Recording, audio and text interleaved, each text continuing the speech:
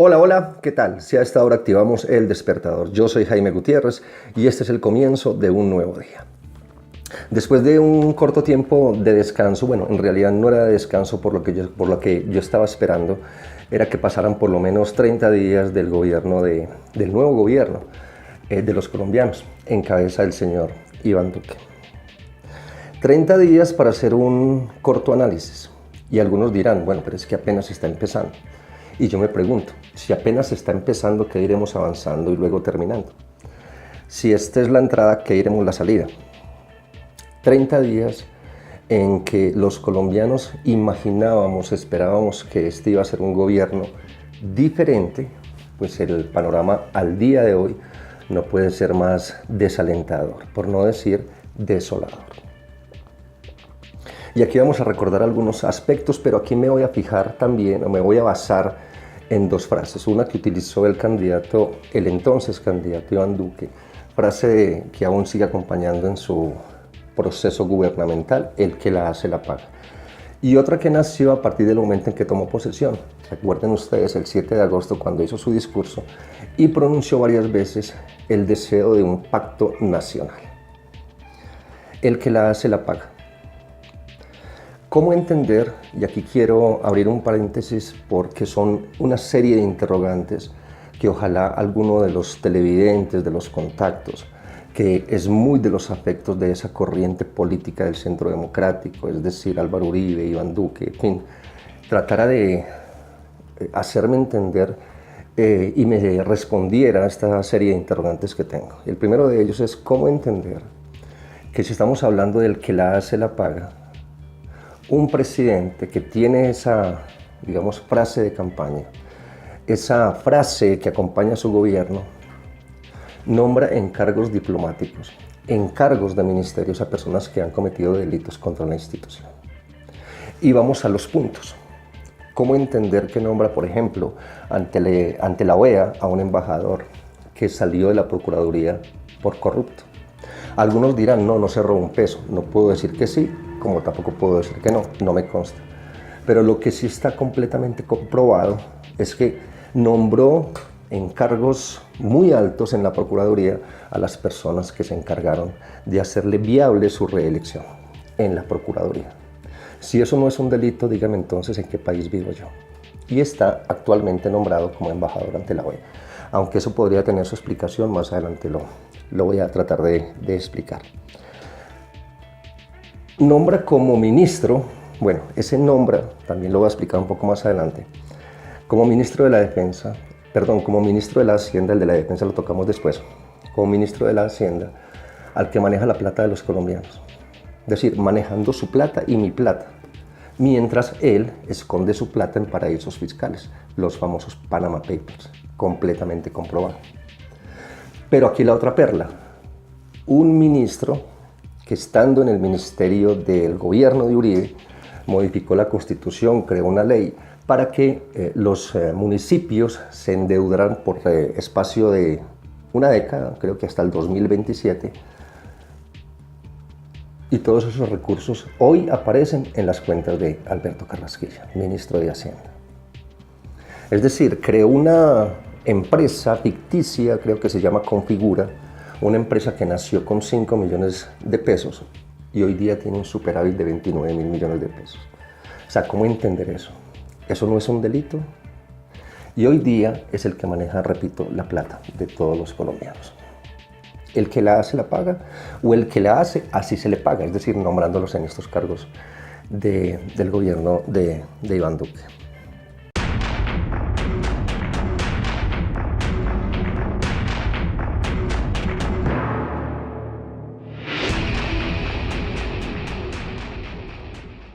Y vamos a la otra parte, el pacto nacional.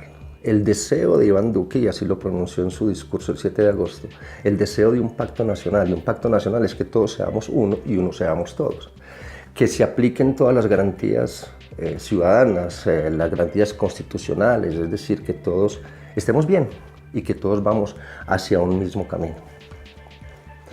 Pero ese pacto nacional implica entonces que vuelve la aspersión con glifosato, Viene el fracking en aquellas zonas donde se sospeche que hay petróleo en el subsuelo, pues allí van a llegar las máquinas, van a romper la tierra con gran cantidad de químicos venenosos, en fin.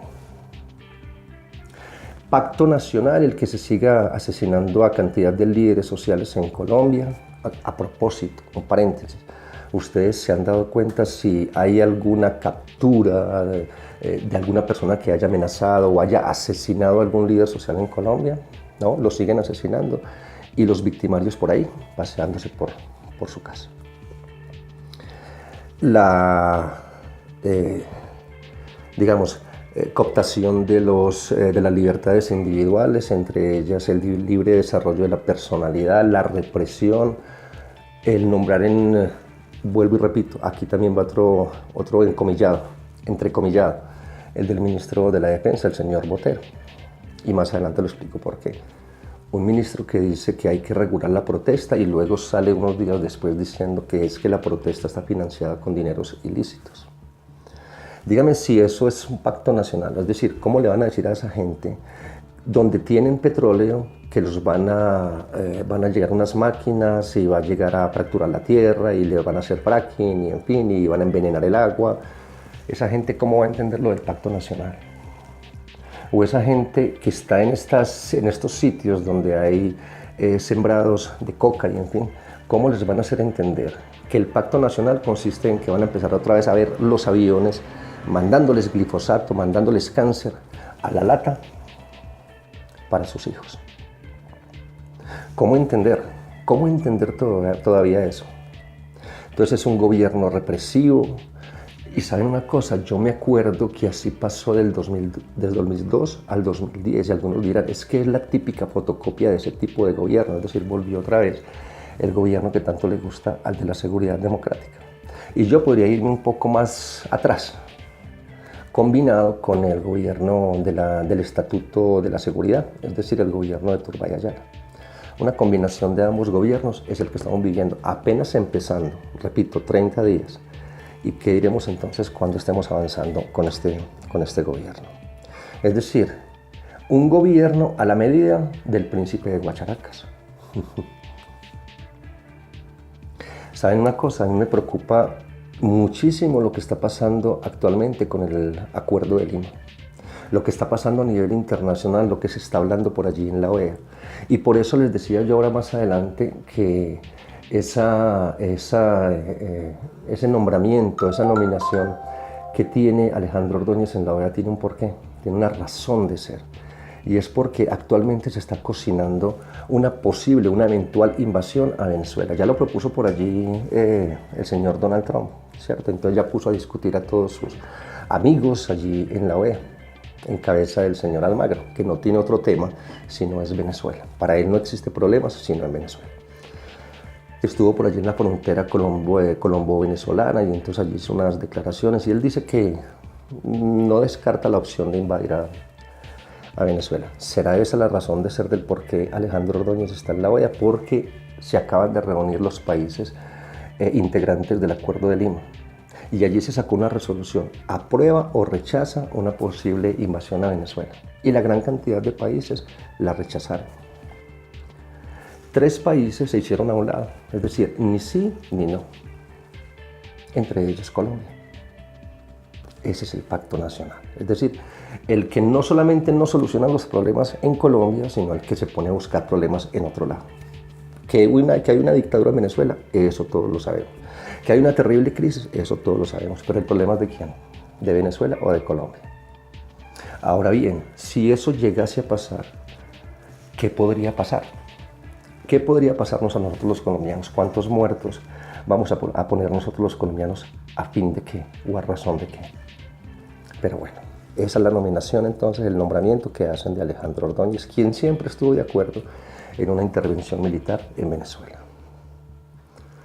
Francisco Santos, embajador en los Estados Unidos.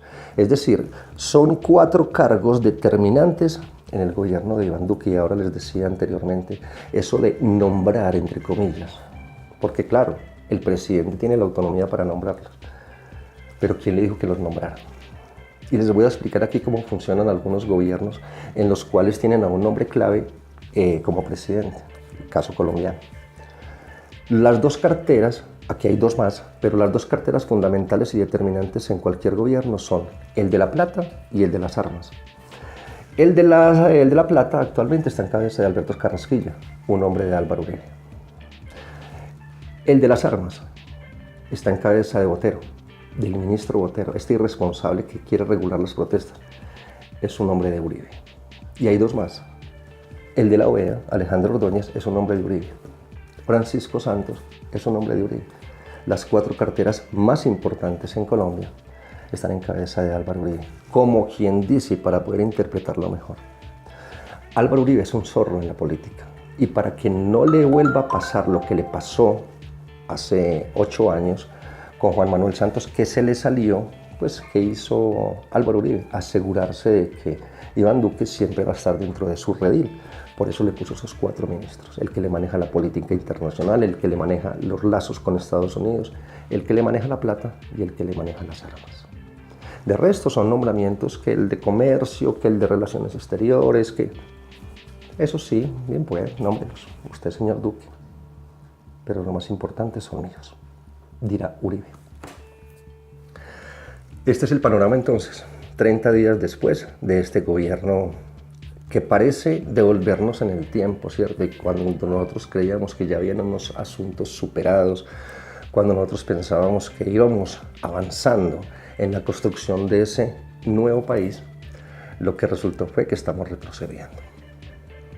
Y para quienes aún les cabe duda de cuál es el papel que está jugando Álvaro Uribe en el gobierno de Iván Duque, pues entonces devolvámonos unos días y tratemos de entender el por qué el segundo consejo comunitario, taller comunitario, estos procesos que se hacen en las regiones, muy parecidos a esos consejos comunitarios de el otrora Uribe, Construyendo País, se hizo en Amagá.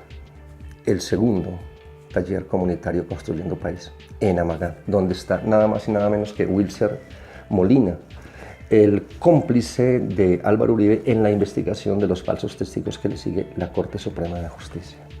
Y curiosamente, el único taller al que ha asistido Álvaro Uribe. ¿Qué está haciendo entonces, o qué hizo llevando al presidente Iván Duque a Amagá? ¿Comprando el silencio de Wilcer Molina? Escucho respuestas.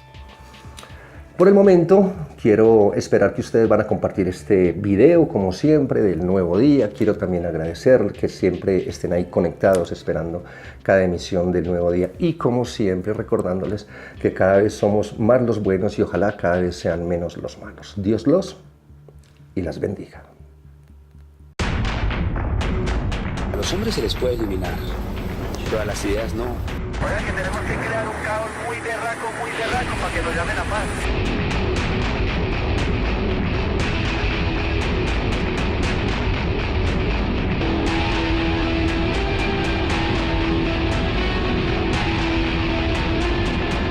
Pueden decirme lo que quieran, paramilitar o lo que quieran.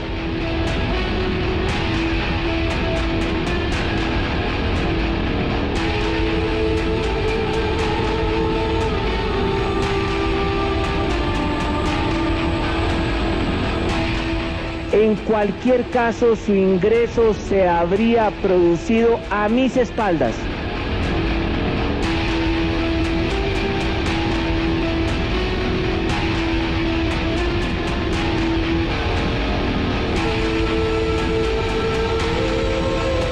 Lamento profundamente y pido excusas a los colombianos por este hecho bochornoso.